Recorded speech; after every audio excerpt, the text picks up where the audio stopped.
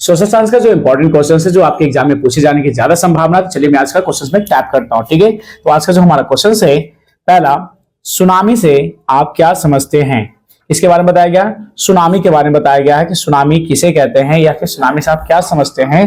Question कुछ भी बोला जाए सुनामी के बारे में, आप इसका आंसर ऐसे दे सकते हैं। चलिए मैं आंसर को टैप करता हूं। आज का हमारा जो आंसर है, पृथ्वी के आंतरिक प्रक्रियाओं के चलते जब समुद्री तल की जमीन कांपने लगती है, कौन सी जमीन, समुद्र के तल की जो जमीन कांपने लगती है, जिसे कहते हैं कंपन करना, तो उनका प्रभाव समुद्र जल, उनकी समुद्री जल में लहरों को काफी ऊपर उठते देखा जाता है। अर्थात जैसे ही समुद्र के अंदर भूकंप किसी प्रकार से तल में कंपन होती है, तो उसकी जो सुनामी जो तल है ना, मतलब कि जो पानी है वो ऊपर की ओर ढकेला जाता है, कहा जाता है, इसी को सुनामी कहा जाता है। सुनामी में सैकड़ों मीटर की ऊंचाई तक समुद्री लहरें उठती है। सुनामी में कम से कम कहा जाता है सैकड़ों मीटर की ऊंचाई तक जो समुद्री लहरें होती है ना, वो उठा करती है, ओके, कहा जाता है। और तटीय क्षेत्र के भवनों के साथ सब कुछ बहा ले जाती है। अर्थात समुद्र के किनारे कोई भी चीज अगर बसा हुआ है तो उसे वो बहाकर ले जाती है, बिकॉज आपको पता है कि सुनामी कितना ज्यादा डेंजरस होती है। सो ये क्वेश्चंस भी आपके एग्जाम में इंपॉर्टेंट बनते हैं, तो आसानी से याद कर सकते हैं। Okay, thank you. Second question है, उसको ध्यान से देखिएगा, मैं क्वेश्चंस को टैप कर रहा हूं।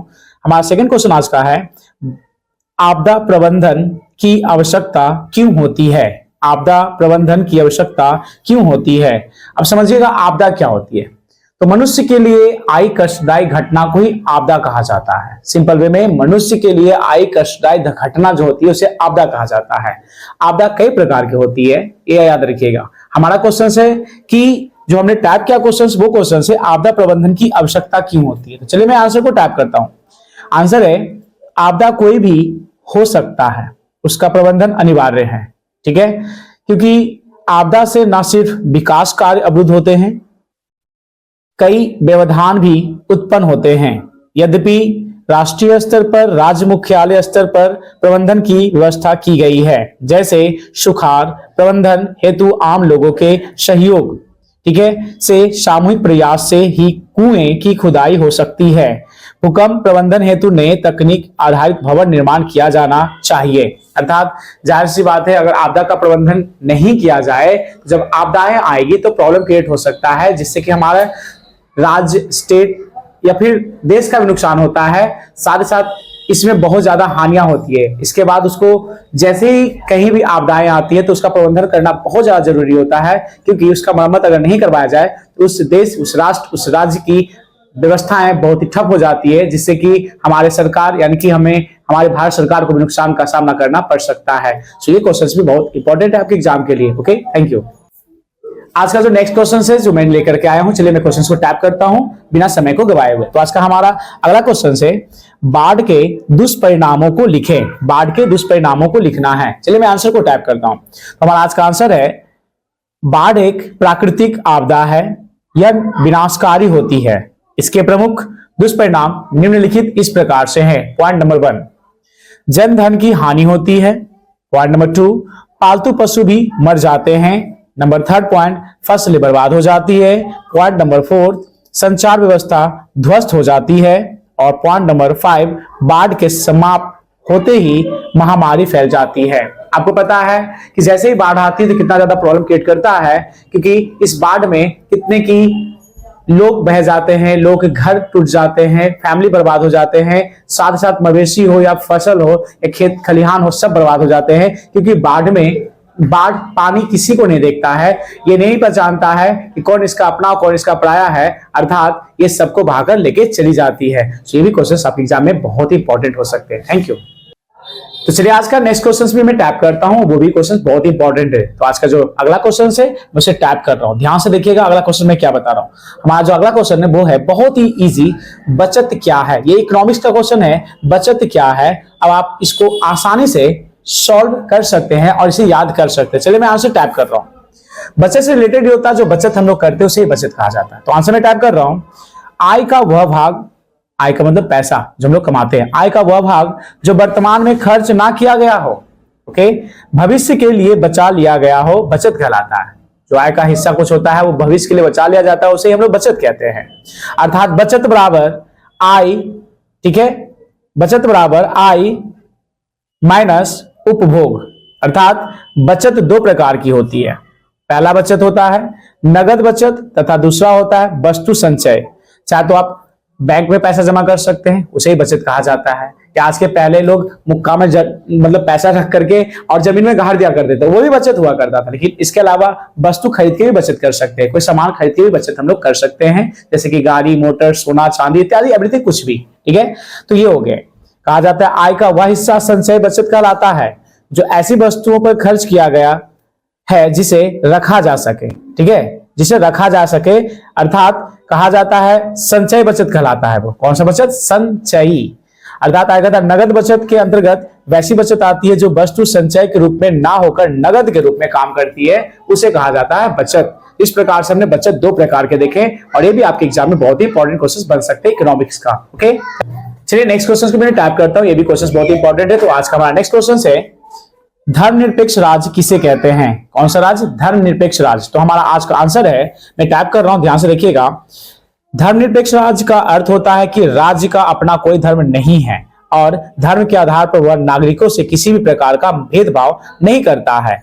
अर्थात भारत एक धर्मनिरपेक्ष राज्य है, अर्थात यहाँ सभी धर्म की मान्यता है। यहाँ सभी नागरिक को धार्मिक स्वतंत्रता दी गई है और वे अपने धार्मिक विचारों का प्रचार प्रसार पूर्वक यानी कि स्वतंत्रता पूर्वक कर सकते हैं। धर्मनिरपेक्षता का मतलब ये हो गया धर्मों को, अपने अपने धर्मों को अपने अनुसार से मानना, पूजा पाठ करना, इसमें किसी भी प्रकार के कोई भी दखलंदाजी नहीं है। जैसे कि अगर बात करें तो हमारे भारत में सनातन धर्म को लेकर बहुत ज्यादा चर्चाएं चल रही है और इस पर विचार भी किया जाना चाहिए, बिकॉज हम लोग भारतवासी होकर के भी अगर इस पे ध्यान नहीं देंगे तो एक समय वो जल्दी आएगा जो कि फिर से भारत का बंटवारा हो जाएगा हिंदुस्तान और पाकिस्तान का। जो हमारा मैप है ना भारत का नक्शा, कुछ समय के बाद अगर इसमें सनातन धर्म नहीं बनाया जाए तो यहाँ भी वही हाल होंगे। अर्थात पहले तो पाकिस्तान ने अपना हिस्सा मांग के बंटवारा कर लिया और फिर ऐसा समय आ रहा है कि जैसे जैसे आबादी बढ़ती जा रही है, हमारे भारत में कोई भी धर्म की कोई भी लोग हो, सबको मान्यता प्राप्त है। हमारी सरकार एक ऐसी है जो कि हमारे पास कोई भी नियम, कोई भी रूल इस तरह का नहीं है। अर्थात हम हिंदू होकर के भी सनातन धर्म को नहीं अपना पा रहे हैं और यहाँ पे इसका गलत फायदा उठाया जा रहा है। तो वो समय दूर ही नहीं, नजदीक ही है कि एक समय हमारे भारत का नक्शा से वो भी गायब होगा, अर्थात धीरे धीरे कटिंग होना शुरू होगा। अर्थात मुस्लिम लोग फिर से इसकी मांग करेंगे कि हमें भारत का हिस्सा फिर से दीजिए और एक समय ऐसा आएगा कि भारत बचेगा ही नहीं। बिकॉज आपको पता है कि इस्लाम अर्थात पाकिस्तान में इस्लामिक लोग रहते हैं। ठीक है, इंग्लैंड में अगर बात करें या अदरवाइज अन्य देशों की बात करें तो वहां कोई ना कोई भाषाएं, कोई ना कोई चीज की मान्यताएं प्राप्त है, लेकिन हमारे भारत में 22 भाषाओं का मान्यता प्राप्त है। तो हमारा मानना है कि जल्द से जल्द हमारे धर्म को सनातन धर्म के रूप में बदला जाए, जिससे कि हमारा भविष्य और हमारे आने वाला जनरेशन का भविष्य बढ़िया हो सके। Okay, thank you. तो नेक्स्ट क्वेश्चन से मैं उसे भी टाइप करता हूं जो कि आपके एग्जाम के लिए बहुत ज्यादा हेल्पफुल हो सकते हैं। तो चलिए मैं क्वेश्चंस को टाइप करता हूं। हमारा नेक्स्ट क्वेश्चन है जो गंदी बस्ती या स्लम पद्धति से आप क्या समझते हैं, इसकी शुरुआत क्यों और कैसे हुई? बहुत ही इंपॉर्टेंट क्वेश्चन है। चलिए मैं आंसर को टाइप करता हूं। हमारा आंसर है छोटे, गंदे और अस्वस्थकर स्थानों में आवासीय स्थल स्लम कहलाते हैं। अर्थात औद्योगिकरण के दौरान शहर में रहने वाले श्रमिकों के लिए स्लम क्षेत्रों की शुरुआत हुई, जहां पे वैसे लोग जो श्रमिक लोग रखे जाते थे गंदी बस्तियां में, इसीलिए स्लम पद्धति के नाम से इसे जाना जाता है। औद्योगिकरण के फलस्वरूप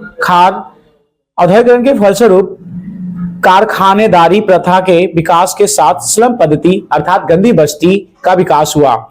रोजगार की तलाश में बड़ी संख्या में श्रमिक अपने गांव घर को छोड़कर कारखानों के निकट रहने को बाध्य हो गए, बिकॉज वहां उनके रहने की कोई व्यवस्था नहीं थी। अतः उन्हें चौलों, रैन बसेरों तथा टेंटमेंट में रहना पड़ता था, अर्थात टेंट वगैरह में रहना पड़ता था उन्हें, और ये जगह अत्यंत अस्वस्थकर एवं गंदी बस्तियां थी। इस प्रकार औद्योगिकरण एवं कारखानेदारी प्रथा ने श्रम पद्धति की शुरुआत की। औद्योगिकरण और कारखानेदारी प्रथा ने श्रम पद्धति की शुरुआत की, बिकॉज श्रम पद्धति को हम ऐसे समझ सकते हैं कि छोटे मजदूर किसान लोग जो होते थे, अर्थात जो श्रमिक लोग होते थे, जो गांव से शहर के लोग रवाना होते थे कामकाज के लिए, बिकॉज उनके पास कोई काम धंधा नहीं हुआ करती थी, तो वो जाते थे काम करने के लिए, तो उनको रहने की व्यवस्था नहीं हुआ करती थी।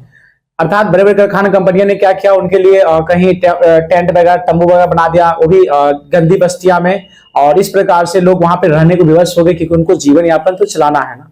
अपनी फैमिली के लिए तो कुछ भी कर सकते हैं। पेट में जब भूख लगे ना, इंसान को भी खा जाता है। सो बेचारे उन लोगों को ऐसा रहना पड़ा गंदी बस्तियां में, नाले के किनारे और तंबू लगा लगा करके। इस प्रकार से औद्योगिकरण उद्योग धंधे ने ज्यादा विकास के कारण ही श्रम पद्धति की शुरुआत हुई, जिसके कारण बहुत ज्यादा प्रॉब्लम क्रिएट होना शुरू हो गया। ओके, ये भी क्वेश्चन आपके एग्जाम में बहुत ही हेल्पफुल हो सकते हैं। Thank you. तो चलिए आज का नेक्स्ट क्वेश्चन को भी मैं टैप कर रहा हूं, बहुत ही इंपॉर्टेंट क्वेश्चन है। चलिए आज का हमारा नेक्स्ट क्वेश्चन है, भारत को सोने की चिड़िया क्यों कहा जाता था?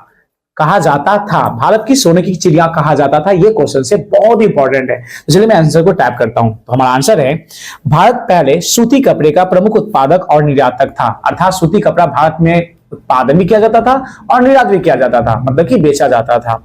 अर्थात कहता है कि स्थल और जल दोनों मार्गों में भारत की कपड़े और मसाले दुनिया के दूसरे भागों में पहुंचते थे। भारत के जो भी कपड़े मसाले हैं दुनिया के हर एक क्षेत्र में पहुंचाए जाते थे, इसलिए इसे सोने की चिड़िया कहा जाता था। अर्थात वापसी में सोने चांदी जैसे कीमती धातुएं यूरोप से भारत पहुंचती थी। अर्थात हमारा भारत कपड़ा मसाला देता था और यूरोप वासी से सोना लाया जाता था, अर्थात भारत में। इसलिए यहाँ पे सोने की चिड़िया कहा जाता था कि हम माल बेच करके सोना खरीद रहे हैं, इसलिए भारत को सोने की चिड़िया कहा गया है। अर्थात अगर आगे बात करें, हमारे भारत में अंग्रेज लोग आए थे व्यापारी करने, लेकिन उन लोगों ने हमारी भारतीयता को उसका फायदा उठा करके, जितने अंग्रेज लोग इसका फायदा उठा करके हमारे भारत पर करीब 200 वर्षों तक राज किया और हमारे यहाँ से जितने भी सोने थे चुरा करके ले गए। अर्थात इसे हम लोग चोरी कह सकते हैं, जो कि हमारे भारत से आकर के चुरा के ले गए। फिर भी हम भारतवासी आज भी खुश हैं